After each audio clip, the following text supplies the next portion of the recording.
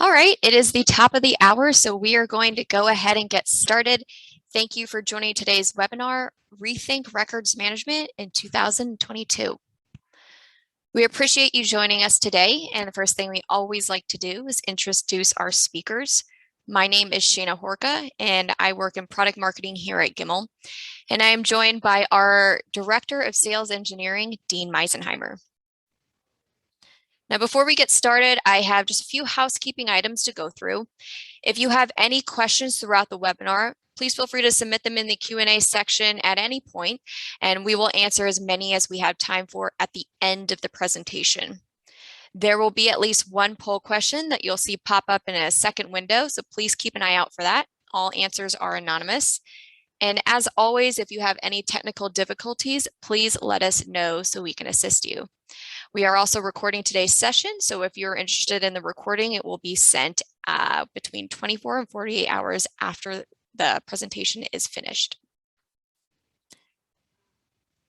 To kick things off, I have just a couple of slides here to tell you a little bit about Gimel and how we can help you take control of your information with our suite of solutions. Gimel is an information governance software company that was founded in 2002. Our mission is to help you achieve your information governance goals by providing solutions that help balance the value your information provides with the risk it also presents. Whether you're trying to discover information in unstructured data sources, migrate from legacy systems, or comply with policies across multiple repositories, Gimel can help you achieve your information governance goals. We do this with a client success team and global network of partners that help deliver solutions in conjunction with key partners like Microsoft and SAP. On the next slide, you'll see Gimel's family of software products. They work together to let you create an efficient digital workplace. Our comprehensive solutions include migration from legacy systems, file analysis and e-discovery, both electronic and physical records management, and document management for SAP content. But with that, I'll go ahead and hand it over to Dean so he can get started with today's presentation. Thank you, Shana. So yeah, let's talk about kind of the records management landscape, what we need to think about going into 2022. Man, that sounds so far in the future. You know, it's a shifting landscape. If you've been involved with technology, you know, for any length of time, if you've been in IT, if you've been in records management, you've certainly seen the shift, and we'll talk a little bit more about that on the next slide. But, you know, today it's all about digital transformation. Digital transformation is in full effect. And, you know, really, if you've been involved with technology for a period of time, you know that this first quote from Heraclitus is correct. The only constant is change, right? Things continually change. Technologies continue to come about. Things change about how we do business. It is a constant. You have to be able to adapt to it, willing to adapt to it. And I kind of like the little more morbid approach here from Benjamin Franklin, which basically says, when you're finished changing, you're finished. You know, it's kind of the end of the road at that point. And, you know, it's no secret that change is happening. When you look at, there's a link on the very bottom of this slide where you can reference the article where I pulled this data from. You know, but things like the cloud have really shifted business and development practices, and will continue to do so as we go forward. If you look at spending on cloud solutions from 2010 to 2020, it went from 77 billion, which is a big number, but it went up, you know, to over 400 billion by the end of the decade. Well, that's almost 2 years ago now, and so it's continued to grow. And the analyst firm IDC says, you know, by 2028, 80% of business IT expenditures are going to be related to cloud, right? Things are being driven by the cloud. Think about all the apps you use. Think about all the automation tools that you use. You know, that is all driven through cloud platforms. And for us as compliance professionals, records management professionals, that's impacting us as well.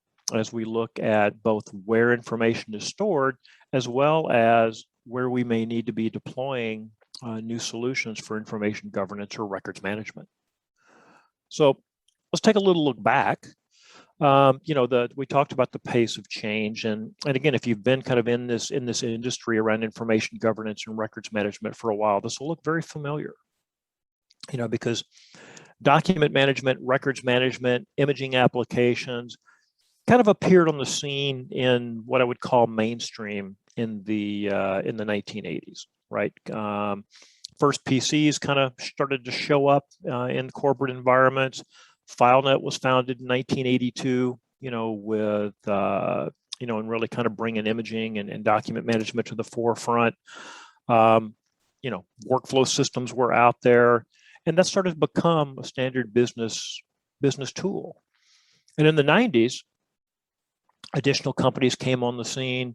The browsers were introduced in the mid-90s, right? And everything started to go web-based at that point, right? And everything was now going to be moved to the web. And at the end of the 90s and in the early 2000s, we had the web boom, where the internet was going to change the world. And everything was going to be done on the internet and on the web. And it didn't happen quite that fast.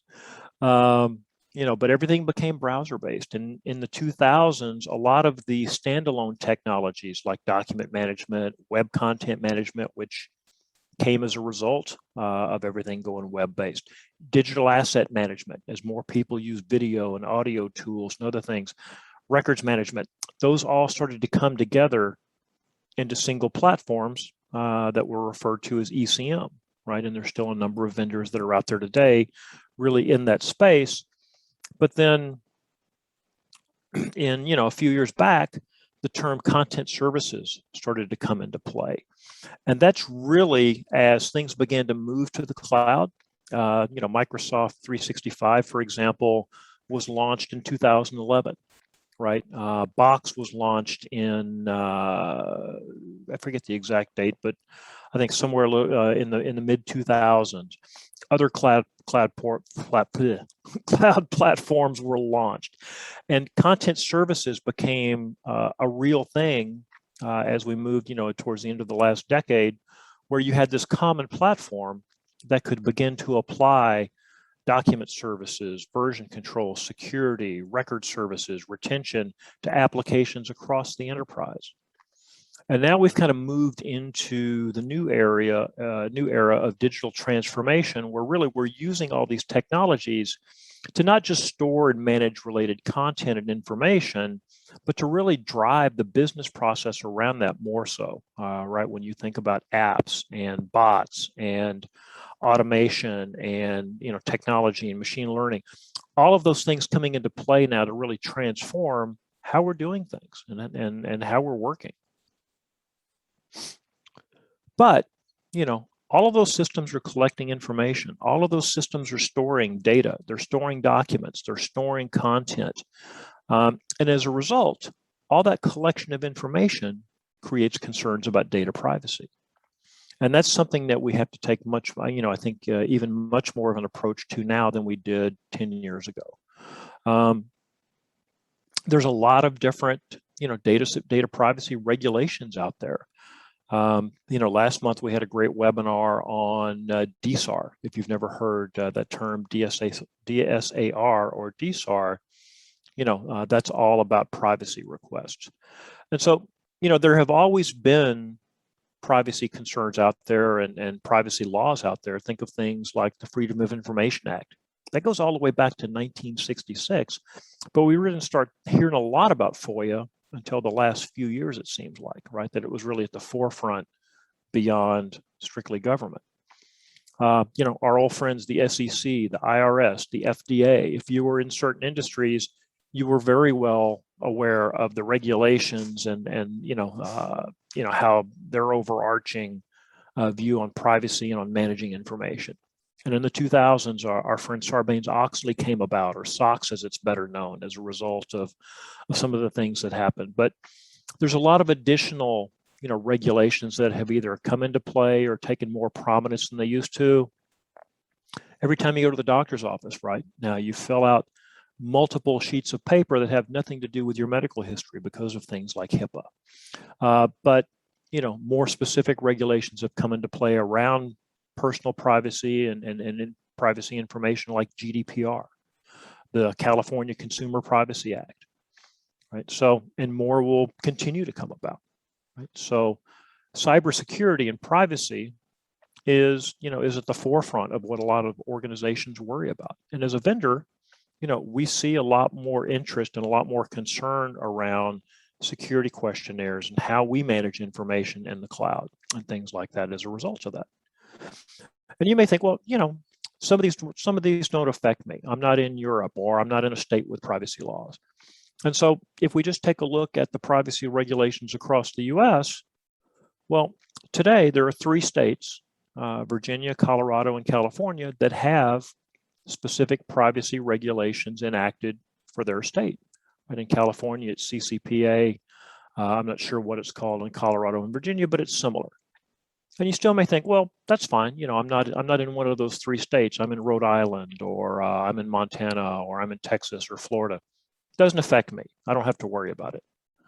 Well, there's a lot of other states that currently have regulations in process. They're either being drafted, they're being voted on, but they're somewhere in the legislative process. And so chances are, if it doesn't directly affect you today, it will. And in the case of a lot of privacy regulations, even if the state or the location you're in may not have the regulation, if you're doing business in Europe, GDPR applies to you. If you're doing business with consumers in California, it applies to you, right? So you have to begin to take this into consideration as well as you look at how you're managing your information. And so if that's not enough, what else do we need to worry about? Well, as you start to think about records management moving forward, right? Whether you're deploying a new program, whether you're looking to modernize an existing program, if you're going to leverage a platform like a Box or like a Microsoft 365 or another that is a cloud-based platform, well, what's your organization's cloud approach? Were they an early adopter? Did they jump on the cloud train, 3, 4, 5 years ago? Does everybody have access to Microsoft 365? Is that your platform of choice today? Right? Are you in the majority? Right? Your company didn't adopt it early on, but they've now embraced it. They've either have it rolled out, or they're in the process of rolling it out. They're leveraging a variety of different services there.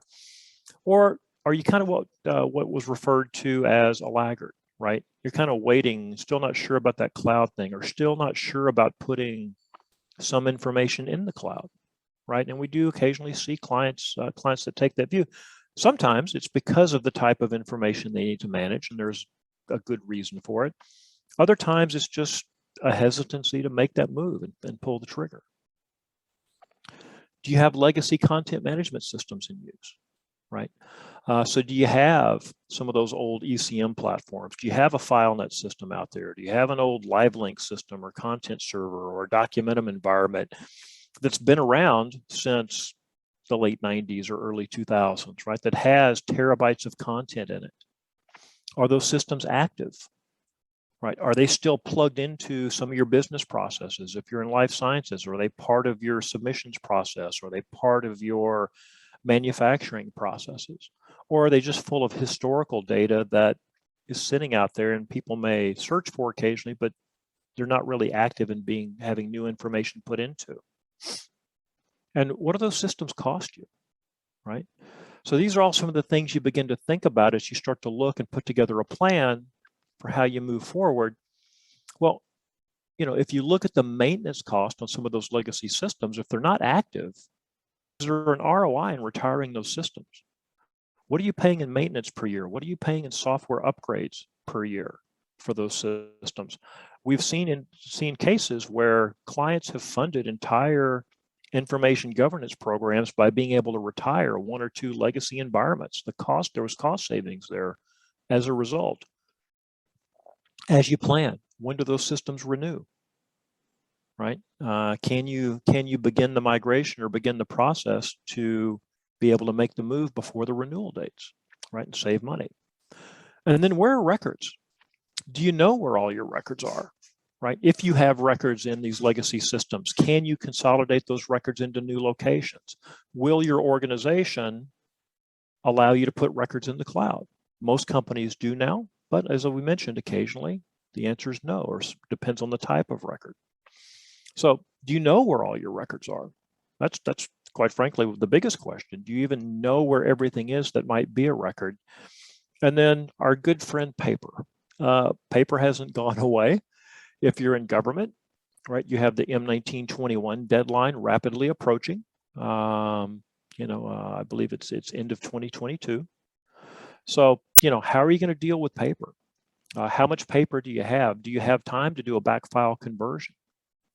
If you don't need to worry about M1921, but you still have a warehouse full of paper records, how are those going to be managed? Do you want to bring those under a common records management program? Are those managed today with a standalone system, or with an Excel spreadsheet or an old Access database, which is not as uncommon as you might think? So how are you going to deal with that? And then lastly, talking about where are your records, what about email? What's in your email that's out there? What's in your email archives? Do you have PST files that users have created across the network to stash things away in? What's out there? How do you even get control over it if you don't know that it's there? So these are all some of the things that you need to begin to take into consideration as you look at planning for 2022 and beyond. And realistically, I think, you think bigger than just records management. You start thinking about a broader information governance program. And I like this definition a lot. This is ARMA's definition. They define information governance as the overarching and coordinating strategy for all of your organizational information, right? And it establishes these bullet points that you see here. And I think the last sentence is really important. It enables information to be a useful asset and a reduced liability, because information is both, right? You can make it a useful asset so it adds value to your organization, while you can minimize any liability that information brings to the organization. And so if you begin to build a framework for information governance, right, and you get that framework defined, and it doesn't have to be completely rolled out and ready to go and done and in place. If you just have the framework defined and you get the building blocks in place, now you have the framework where you can begin to surround that with a really effective records management set of records management policies. I think, having good information governance policies in place, having kind of those authorities in place, the processes, the structure, and the infrastructure, beginning to build that out and getting everybody working towards the same goal leads to ultimately having very effective records management, because it's all going to flow from one to the other. So where do you start, right? Every journey begins with the first step, right? Can you get executive sponsorship, right? Does information governance have visibility from the top of the organization down, or are you trying to push up? Because it's a lot easier when there's an executive sponsor, there's funding, right? Again, kind of going back to, can you build an ROI model to show that there is an ROI to get executive sponsorship and funding? But if it's a top-down initiative where everybody's kind of going the same direction and everybody recognizes the value, the benefits of doing this, it's a lot easier. And then really the next step is, once you're ready to kick off a program, take a moment and just spend some time to discover and analyze what's out there before you just start making changes, before maybe you start implementing things. Take a look and discover and analyze, right? Use file analytics tools to go figure out what's out there across your different content services environments. What content is high value, right? What content is low value, but still needs to be retained and managed under records policies? And what's rot? Rot is defined as redundant, obsolete, or trivial, if you're not familiar with that term. So file shares are always a good example, right? Go out, look at your file share, see what's out there, determine what you can get rid of, what may need to be migrated, and what can stay in place. And then start to think about how you're now going to migrate content, right? If you're going to be deploying a new platform, or you want to consolidate some information into a common cloud platform, what's the plan on how to get that information there and do it in the least disruptive fashion possible, right? Migration takes time. If you have terabytes of content in legacy ECM systems or out on file shares, you can't just move that stuff over a weekend into Microsoft 365, for example. It takes time. You have to develop a plan on how to do it, when to do it, so that it doesn't disrupt the business process. What are you going to migrate, right? There are different ways you can do migration. You can do what's called a lift and shift, where you just pick it up, move it, put it into the new system, and deal with the cleanup later. It's kind of, I relate that to kind of moving from one house to another. You open your junk drawer, dump it in a box, tape it shut, move to the new house, open a drawer, open the box, dump it in the new drawer. That's lift and shift, right? Nothing got cleaned up in the process. Or you can do, begin to migrate or begin to map out what's the structure where this information is going to be put in the new system. Do I have the information architecture in place? How am I going to map object types to content types and metadata columns, right? Start to think all that through. That all becomes part of your migration plan. And then you can actually implement effective records management on that information, whether some of it stays in place, some of it gets migrated and moved to the cloud or wherever you need to move it to. But you can put a system in place now to classify, retain, and dispose of that content as it reaches the end of its life cycle, right? Don't just pick everything up, consolidate it, move it into the cloud, and now basically you just have the same problem, but it's cloud-based. All right, that doesn't solve a whole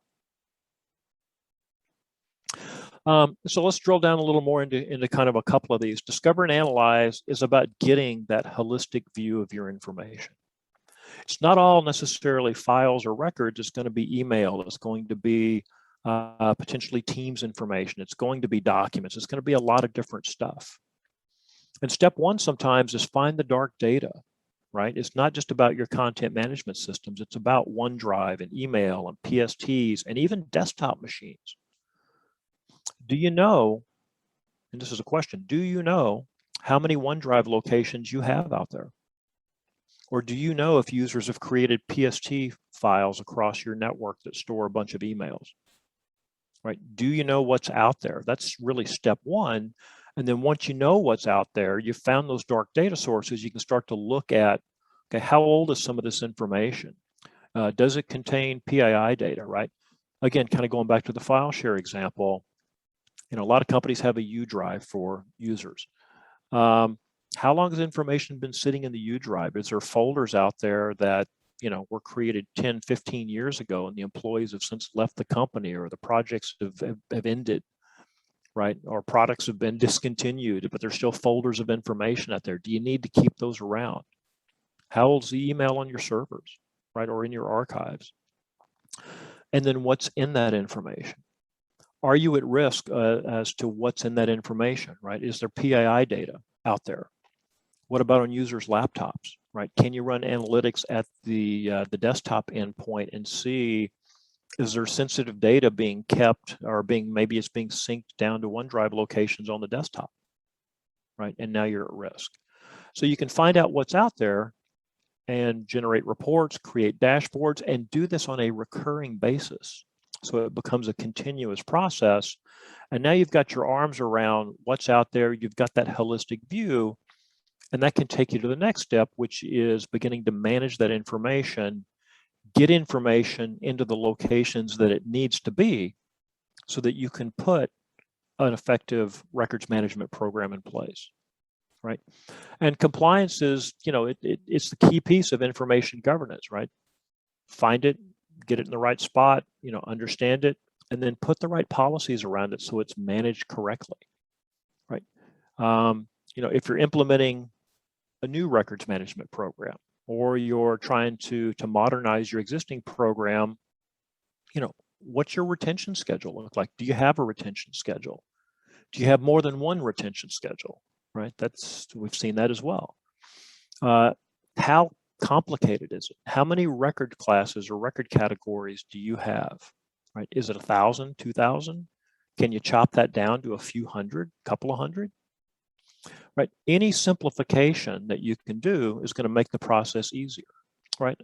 I'm a big fan of keep things as simple as possible and only add complexity as you need to versus trying to address everything right off the bat and you create something that may be overly complex.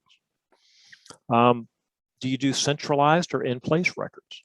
And if you're not familiar with the concepts, centralized basically says, I'm going to get everything into one location, one system, so that I can put records policy on it there. It's difficult to do, right? Especially for a larger organization, especially if you do have legacy environments you may need to deal with. Sometimes it's just not physically possible to migrate terabytes and terabytes of information out of legacy systems or file shares into one place so you can get policy on it. So, you may be able to do centralized. A lot of companies are looking at doing in-place records now where the retention schedule, the file plan is centralized, but the content is in more than one location and policy is put on that content at rest in the location where it's at. And then, the paperless office is a myth. Inventory your physical records. Look at bringing your physical records under the same retention schedule and under the management of the same system as your electronic records versus having two completely different systems or, an access database that was written 20 years ago to manage all your boxes in your file room or your warehouse. And then lastly, manage disposition. When records reach the end of their retention life cycle, dispose of them. I've talked to multiple clients where the questions we typically will ask are, do you have a retention schedule? Yes. Are things under retention? Yes. Do things come up for disposition? Yes. Do you dispose of records? No. If you can dispose of records, and sometimes, again, there's just a hesitancy there, but if you can, do. Because if they're around, they can become a liability, even if they were eligible for disposition. But there's a lot of different people oftentimes that have input into that decision.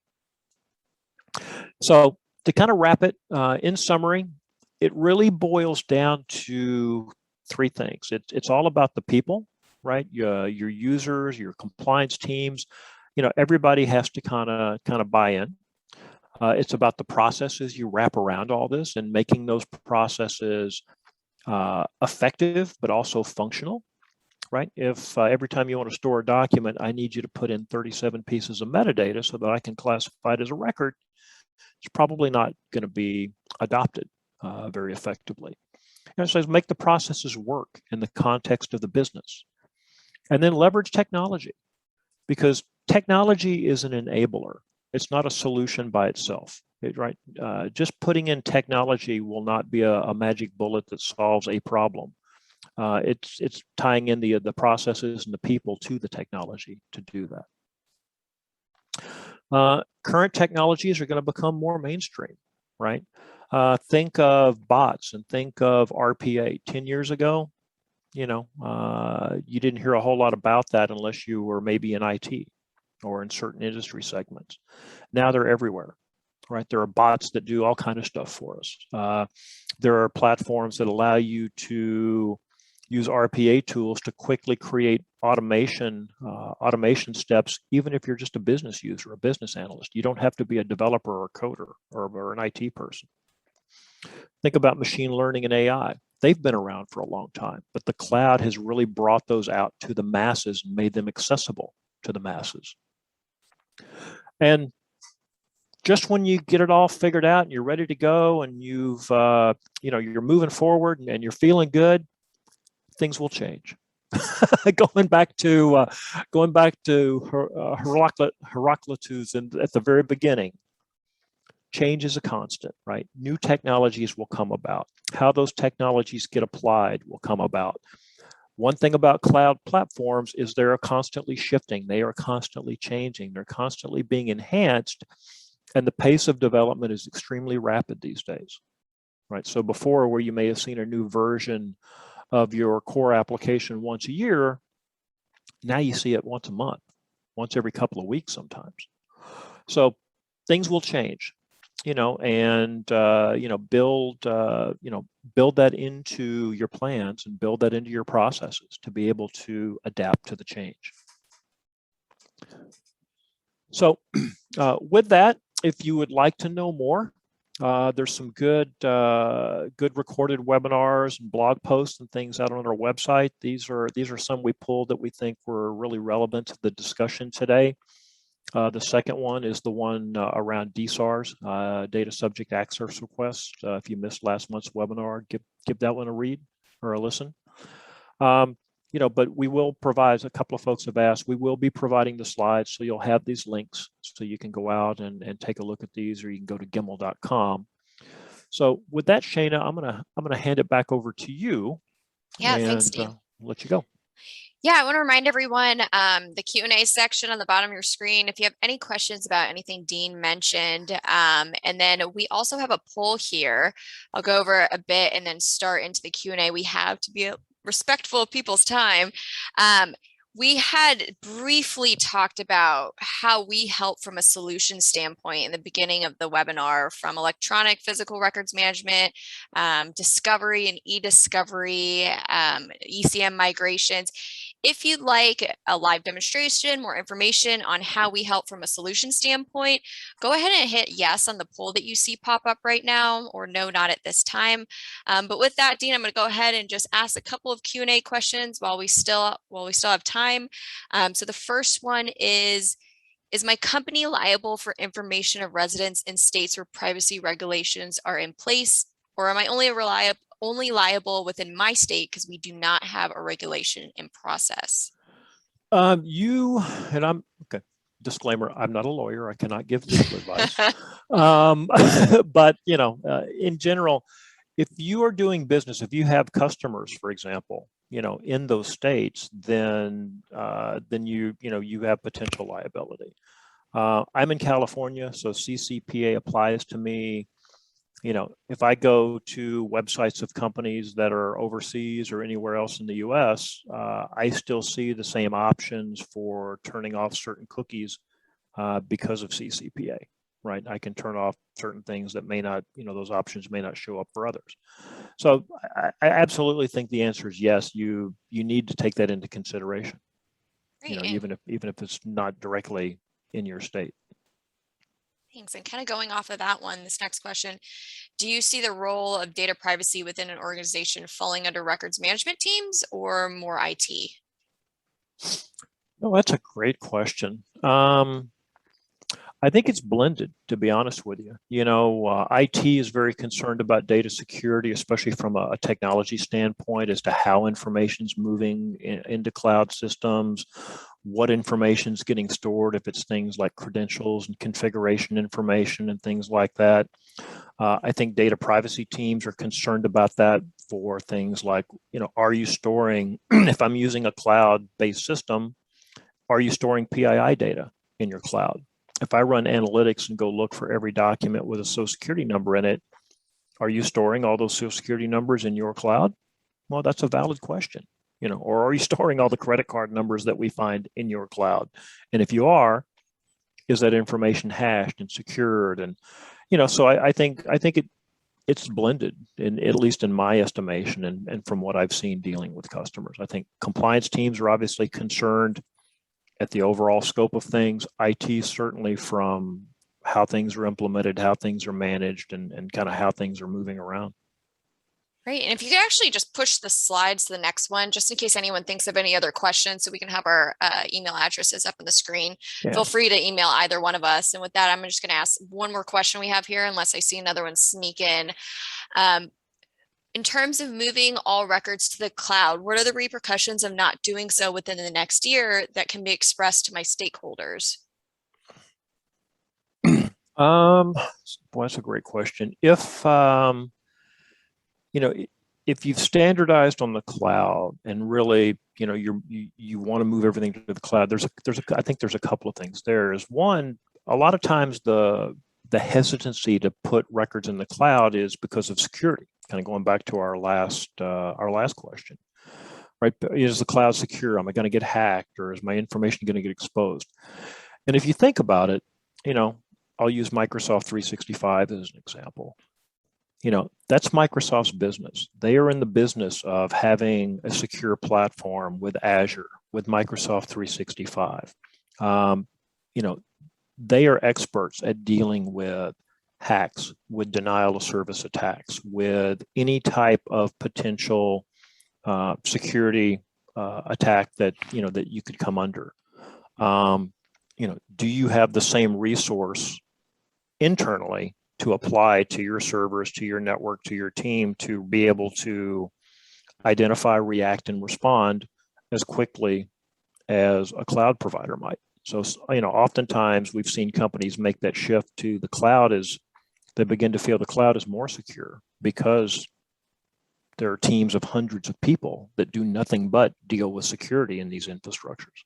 So I hope that's helpful. Great. Well, with that, I'm going to go ahead and end the Q&A. If anyone has any more questions, like I said, our contact information is right there on the screen. If our names are too hard to remember on the next screen, you can also email us at info@gimel.com or visit our website at www.gimel.com. Again, for those who are interested in the recording this webinar and slides and all those links that Dean mentioned as extra resources, we'll be sending all that information out in the form of a thank you email. Thank you for attending. Thank you for registering. So please keep an eye out for that between 24 and 48 hours. And thank you for joining our webinar. We hope you have a great rest of your day. Thanks, everyone.